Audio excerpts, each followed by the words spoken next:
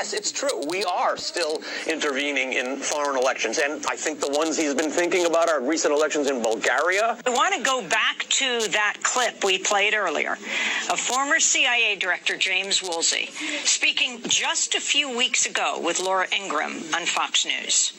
Have we ever tried to meddle in other countries' elections? Oh, probably, but it was for the good of the system in order to avoid communists from taking over. We don't do that CIA. now, though. We don't mess around other people's elections, Jim. Only for a very good Can cause. you do that? Do a Vine video on a former CIA director. Only for a very good cause in the interests of democracy. All right, thank you. Only for a very good cause in the interests of democracy. That's former CIA Director James Woolsey. So if you could respond to what he says today, Stephen Kinzer, we're not talking about history right now. Well, that was a great clip, and I think maybe Woolsey's thinking back to one of his predecessors, Richard Helms, who was convicted of lying in court for denying that the United States had tried to influence the election in Chile. He didn't want to lie, so he just laughed. And I saw him really trying to tell the truth, not trying to lie. Yes, it's true. We are still intervening in foreign elections. And I think the ones he's been thinking about are recent elections in Bulgaria, in Mongolia, in Slovakia.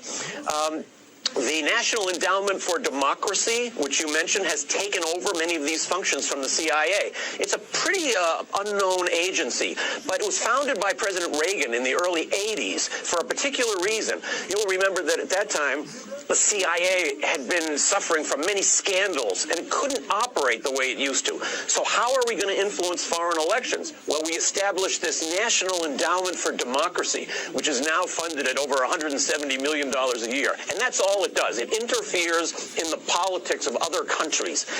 Much of its money goes through something called the International Republican Institute, headed by John McCain, and the National Democratic Institute, headed by Madeleine Albright.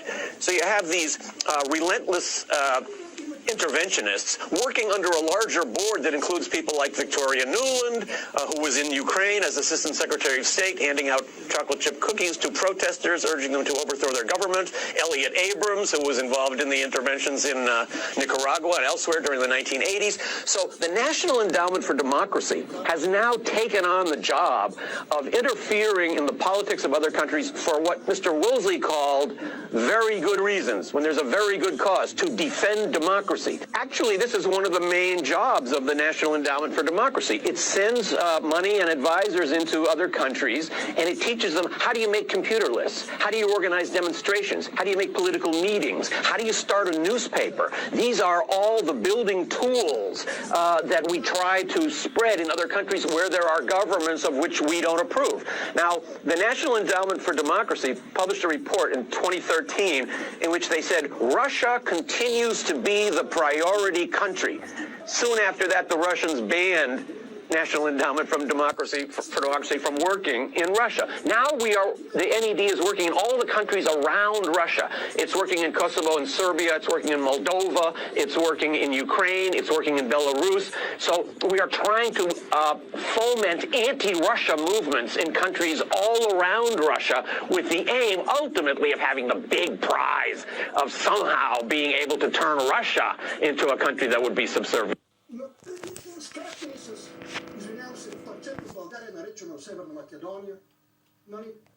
Погледнете как ни изкараха, те как ни изкараха с част от българи. Достигна се до там, че те да ни мразят.